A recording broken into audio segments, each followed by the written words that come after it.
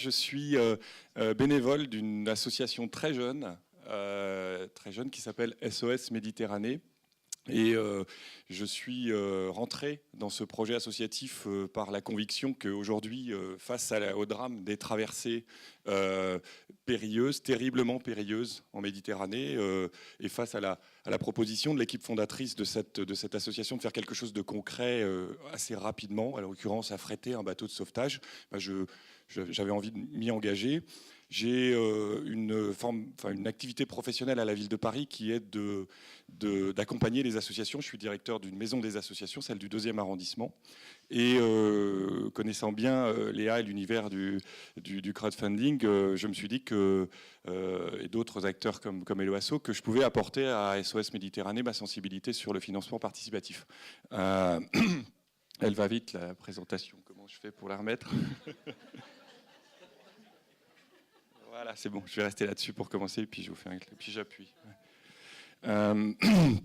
Donc SOS Méditerranée, ça a été lancé en mai 2015 à Berlin par un capitaine de la marine marchande qui s'appelle Klaus Vogel et qui avait décidé de lancer ce projet. En France, c'est en septembre, en tout début septembre, et on a décidé de tout de suite lier notre besoin financier, qui est un besoin assez important puisqu'il nous fallait plusieurs centaines de milliers d'euros au départ, à du crowdfunding. Voilà, donc je vais mettre le deuxième.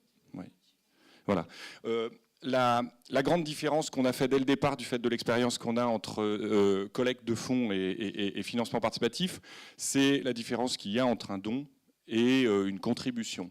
Le donateur est quelqu'un qui apporte financièrement quelque chose et dont la relation à la contrepartie, on le sait, est assez complexe. Dans le financement participatif, et on l'a mis au cœur de notre stratégie de collecte de fonds pour SOS Méditerranée, il y a l'idée que, de quelque manière que ce soit, la personne aide à l'exécution, au succès du dessein de l'entreprise et à une part au résultat. Et dans la question qui nous occupe, qui est celle de collecter des fonds pour un bateau de sauvetage, dans le contexte particulier dans lequel on est en Europe en ce moment, avoir une responsabilité et un rôle concret à jouer, ça nous paraissait être un effet levier. On voit, moi je vais très vite, on voit les différentes phases de la collecte qui sont assez caractéristiques. C'est presque un cas d'école du financement participatif. Je pense que les professionnels pourront le confirmer. On a eu 5 grandes étapes et comme le disait Léa dans sa présentation, la première des choses sur laquelle on a été en responsabilité, c'est que si nous, l'équipe fondatrice de l'association, n'était pas en première ligne mobilisée socialement pour lancer la campagne, c'est le premier palier, on n'aurait même pas collecté 10-15 000 euros dans le public. Parce que tout simplement, la confiance dans ce que vous faites est essentielle dans le crowdfunding, dans votre communauté, dans votre premier cercle, pour créer un effet levier. On a donc, dans les règles du financement participatif, été confronté sur la plateforme sur laquelle on a agi, qui est Ulule, à une absolue nécessité de prouver notre valeur. Dans une campagne de financement participatif, il faut, dans les premières journées, et même en avant-première, comme le disait Léa tout à l'heure, en avant-première de la campagne, avoir collecté des fonds dans vos réseaux. Si vous avez réussi à convaincre vos familles, vos amis, vos collègues de travail, en tant que porteur du projet, en tant que mandataire du projet, alors, étonnamment, le projet va convaincre le grand public. Donc nous, notre échelle de financement, elle est assez importante. Je reviendrai un peu sur le contexte de cette campagne, parce qu'on nous a dit, oh, de toute façon, vous avez réussi parce qu'il y avait cette photo tragique du petit garçon. Oui, il y a un effet levier médiatique, mais non, ça n'a pas été la clé d'explication de la réussite de cette campagne. La réussite de cette campagne, ça a été principalement l'engagement du premier cercle et l'effet levier ensuite de la confiance du public et des médias. On a collecté 30 000 euros dans nos réseaux. On était une centaine de personnes mobilisées sur 48 heures. Et on a pris l'engagement, vis-à-vis de la plateforme, de réussir ce challenge, parce que la plateforme nous a dit, si vous ne réussissez pas ça, alors l'effet levier dans la communauté ne sera pas au rendez-vous. Donc c'est très important, la mise en scène de sa propre conviction dans le financement participatif. C'est très important, la création de confiance. Le deuxième effet levier, le décollage, c'est le réel décollage, et vous voyez les degrés de croissance.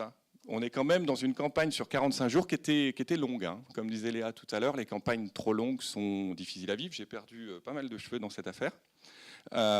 c'est au début que ça se joue en fait, dans les 10 premiers jours. Et le décollage s'est joué justement parce qu'on avait créé la confiance, mais qu'en conséquence, les gens suivaient. Et puis il y a les partenariats. Il y avait un exemple de partenariat d'EDF. Nous, en fait, Ulule a des partenaires qui regardent les projets, et quand ça décolle vraiment, quand ça crée un effet d'échelle, bah, qui disent « Ok, Banco, on va suivre » Et là, c'est BNP Paribas qui nous a suivis, qui a dit « Moi, je mets des sous sur ce projet, parce que d'abord, la question des réfugiés dans l'écosystème de BNP Paribas, aujourd'hui, c'est pas insignifiant. Ils ont même une équipe qui travaille avec la fondation là-dessus. Il y a comme des ONG qui commencent à avoir des soutiens de ce type. Et BNP a dit « Bon, cette campagne a l'air de manifester une réelle maturité. » Troisième effet, les partenaires. Troisième effet, la plaine de campagne. C'est le plus difficile à vivre dans une campagne. On est convaincu que ça n'arrivera pas. On dit non, non, non, non, non, non, non, non, non. Et je vous montrerai après ce qui se vit pendant ces moments-là. Là, vous avez vu la longueur de la plaine de campagne. C'est quasiment la plus grande partie de la campagne. Où finalement, on a des journées où on ne fait pas de fond, et en même temps, on nous regarde, et on regarde si on tient le coup. Et puis la fin de campagne qui est traditionnellement dans le financement participatif un moment où il y a un regain de tension. On parle là d'une campagne à 300 000 € qui, dans le palmarès 2015 des campagnes, a été assez remarquée. Mais pour autant, je ne pense pas que l'échelle soit, du point de vue de la méthode, quelque chose de différenciant. Il y a vraiment une culture de crowdfunding à acquérir. Donc la question de l'échelle de la collecte n'en est pas fondamentalement une si on raisonne sur cette méthode.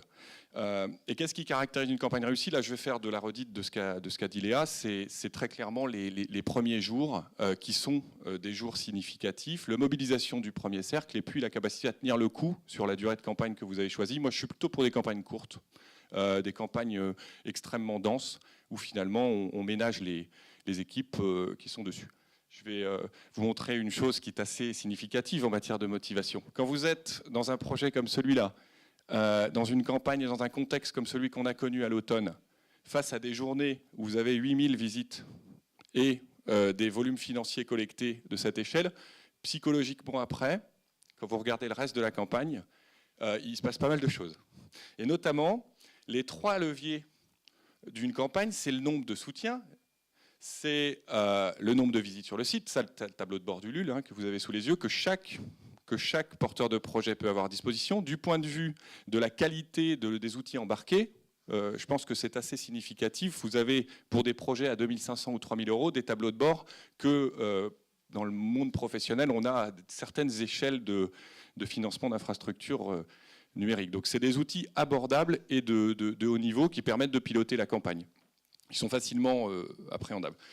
On a fait, nous, une erreur vraiment significative dans cette campagne, c'est qu'on était tellement au taquet pour remonter ces chiffres de présence de visite sur le site et pour avoir des flux financiers, qu'on a trop communiqué, on a fait trop de news en fait.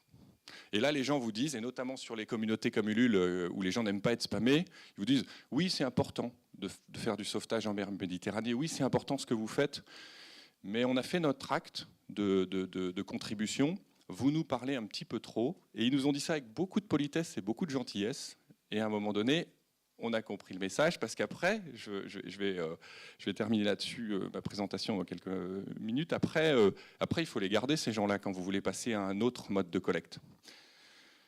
Les enjeux et les leviers d'une campagne, c'est vraiment cette capacité à manager dans son équipe cette psychologie de la relation au temps court et en même temps à l'objectif. Le principal conseil pratique que je donnerais, et je crois, je me souviens l'année dernière, c'était déjà une grande journée Webassos l'année dernière, il y avait Frédéric Bardot qui était là, je crois qu'il intervient aussi aujourd'hui, 2 fois. Fred, il avait dit un truc, c'est qu'en fait, quand vous ne faites pas, dans le monde du numérique et des associations, vous ne pouvez pas fondamentalement savoir où vous allez. Moi, on s'est vraiment lancé à fond dans cette campagne. On n'avait rien au départ, rien du tout, c'est-à-dire qu'on n'avait pas de moyens financiers, on avait un rêve, on avait un défi hallucinant, parce qu'un bateau comme celui qu'on a mis à l'eau et qui va commencer ses opérations de sauvetage au printemps, c'est 400 000 € par mois. Donc dans le monde de la marine marchande qui nous soutient aujourd'hui, il y a peu de gens qui croyaient au départ, c'est pas possible, vous n'y arriverez pas, les bateaux, c'est l'État qui doit faire ça, je me dépêche. Donc faire, je pense que dans les équipes, y compris professionnelles, je vais évoquer rapidement la question de la relation bénévolat, professionnalisme ou professionnalisation dans le crowdfunding. Il faut y aller, quoi. Il faut y aller parce que c'est très, très, très, très, très significatif. Ça marche. Il y a des résultats qui sont clairs. Je veux dire, on voit les résultats des campagnes crowdfunding. Vous ne pouvez pas, dans la majorité des cas, échouer. Et quand faire appel à des professionnels, c'est la contradiction de mon propos précédent. Je pense qu'à partir d'une certaine échelle d'objectifs, à partir d'une certaine ambition, une assistance à maîtrise d'ouvrage par des agents spécialisés, il commence à y en avoir, peut présenter un véritable intérêt. Les ratios sont assez impressionnants. Je ne livrerai pas des chiffres que je ne peux pas donner, mais je pense que par rapport à des campagnes traditionnelles, c'est bien plus rentable. Bien plus rentable. Parce que les ratios sont beaucoup plus faibles. Donc, pourquoi s'en priver ? Et il y a un écosystème d'agents spécialisés. Moi, je souhaite, en tant que directeur d'un établissement public de la ville de Paris, qu'il y ait un écosystème d'agents spécialisés qui pousse les associations en partenariat avec les plateformes, parce que les plateformes ont besoin de ça. Une plateforme ne peut pas passer tout son temps à accompagner des petites et moyennes associations. C'est trop difficile à assumer. Par contre, des agences qui accompagnent les associations et dont le risque serait partagé, je pense que c'est une bonne chose. Nous, on est passé par l'étape de réfléchir à ça et de se dire, OK, vu les enjeux, on passe par l'accompagnement d'une petite agence qui s'appelle Solicom et qui nous a beaucoup aidé dans cette campagne et je les remercie. Je terminerai vraiment en remerciant les gens qui nous ont accompagnés, notamment une jeune femme qui n'est pas là présente aujourd'hui parce qu'elle avait des contraintes familiales, qui est Andrea Goesine, qui nous a beaucoup conseillé, les gens connaissent dans le milieu du fundraising, et qui a une passion pour les innovations digitales et qui nous a beaucoup aidé à passer de la campagne de crowdfunding à la suite. Ce sera peut-être pour une prochaine intervention, parce que ce sera l'année prochaine qu'on fera le bilan, si on a réussi à faire la conversion des contributeurs Ulule, des Ululiens, comme on dit, en donateurs réguliers. Les premiers chiffres, vous regardez notre plateforme don.sosméditerranée.org, sont plutôt bons. Ils réagissent bien, ils ouvrent les emails et ils ont envie maintenant d'en voir un peu plus. Voilà, merci à tous.